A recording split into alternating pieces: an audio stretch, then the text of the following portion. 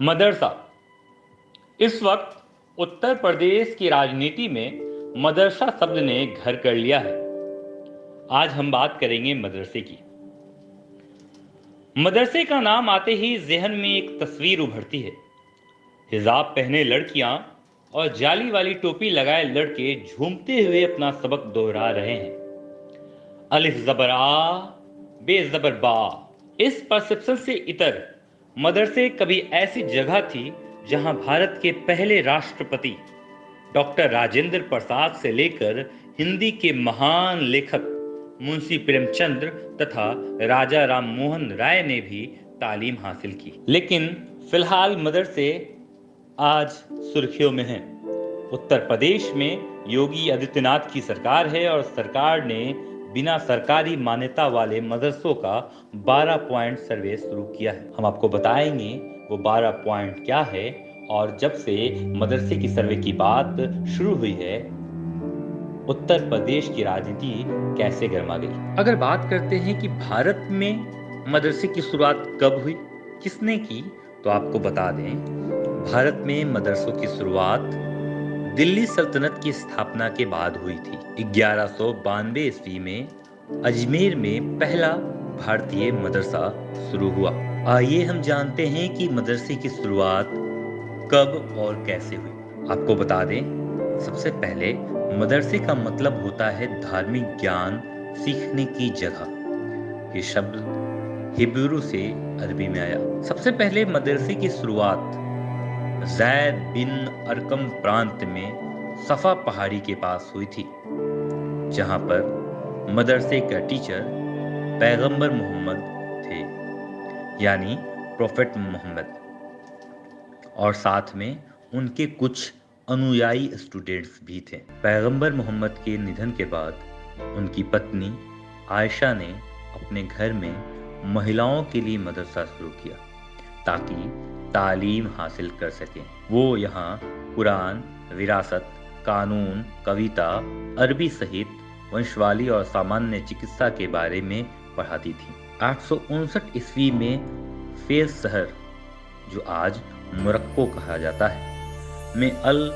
करवियनी नाम के मदरसे की शुरुआत हुई, जो बाद में उच्च शिक्षा का गढ़ बन गया। बाद में मुगलों के समय, खासकर अकबर के शासन में मदरसों में दूसरे विषयों की पढ़ाई भी शुरू की। 16वीं सदी के आखिर तक मदरसों में गणित, मेडिसिन, नेचुरल साइंस, एस्ट्रोनॉमी भी पढ़ाया जाने लगा। 1857 की दौर में, जब 1857 की क्रांति फेल होने के बाद ब्रिटिश ने मदरसों और इनसे जुड़े लोगों पर हमले बढ़ा दिए थे। 1866 में देवबंदी मदरसों की शुरुआत हुई तो उसे ब्रिटिश के खिलाफ इस्लाम के किले की तरह देखा गया। अब मदरसे का ढांचा इस प्रकार तैयार हुआ कि वो मान चुके थे कि जो इंग्लिश हैं, जो ब्रिटिश हैं, वो हमारे दुश्मन हैं और हमें उनके खिलाफ जद्दोजहद करनी पड़ेगी। ये कुछ इतिहास थी मदरसों के बारे में, लेकिन क्या कुछ हो रहा है उत्तर प्रदेश में आपको वो बताए देते हैं। यूपी में योगी सरकार है और योगी सरकार ने मदरसों को लेकर 12 पॉइंट जारी किया है। उत्तर प्रदेश की योगी सरकार ने 12 बिंदुओं पर सर्वे कराने का फैसला किया है। एसडीएम, बीएसए और जिला अल्पसंख्यक अधिकारी राज्य के गैर मान्यता प्राप्त मदरसों में से यह जानकारी जुटाकर सरकार को सौंपेंगे। 12 पॉइंट इस प्रकार है। नंबर 1, मदरसे का नाम। नंबर 2, संचालित करने वाली संस्था। नंबर 3, स्थापना का वर्ष। नंबर 4, बिल्डिंग का विवरण। नंबर 5, क्या भवन स्टूडेंट्स के लिए उपयुक्त है। नंबर 6, स्टूडेंट्स की कुल संख्या मदरसे में कितनी है। नंबर 7, शिक्षकों की संख्या कितनी है। Number 8, syllabus. आखिर उस मदरसे के सिलेबस में क्या कुछ है। नंबर 9, मदरसे को चलाने के लिए आय होती है। आय का जरिया क्या है? नंबर 10, क्या स्टूडेंट्स किसी और स्कूल में पढ़ते हैं? नंबर 11, क्या किसी गैर सरकारी संस्था से संबंध है? और आखिरी पॉइंट नंबर 12, सर्वे करने वालों की टिप्पणी, क्या कुछ निकल कर सामने आती है ये योगी सरकार सर्वे में देखना चाहती है? लेकिन जैसे ही मदरसे के सर्वे की बात की शुरुआत होती है, यूपी में राजनीतिक हलचल तेज हो जाती है। सर्वे के नाम पर हंगामा बरपना शुरू हो जाता है। बहुजन समाज पार्टी की प्रमुख मायावती कहती है, यूपी में मदरसों पर बीजेपी सरकार की टेढ़ी नजर है।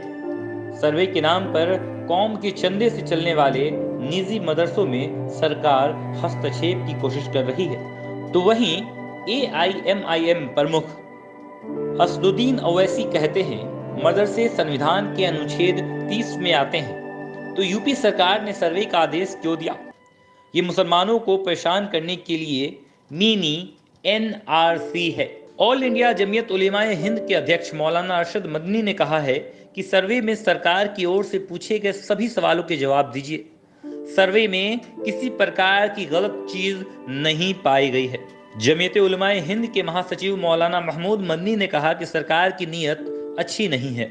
एक मदरसे के सर्वे के नाम के बाद किस प्रकार घमासान उठा है, यह आपने बखूबी देखा।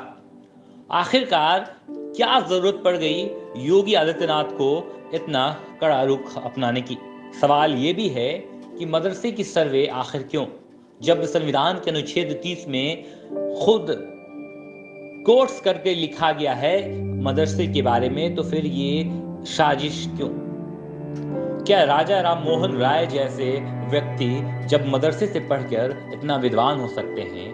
भारत के प्रथम राष्ट्रपति डॉक्टर राजेंद्र प्रसाद की पढ़ाई मदरसे से की गई है, तो क्या मदरसे की इस प्रकार सर्वे की जाएगी? सवाल हम आप पर छोड़े जाते हैं और जवाब का इंतजार रहेगा। जवाब आप बिल्कुल कमेंट्स बॉक्स में आकर जरूर दीजिए। तब तक के लिए दीजिए हमें इजाजत। धन्यवाद।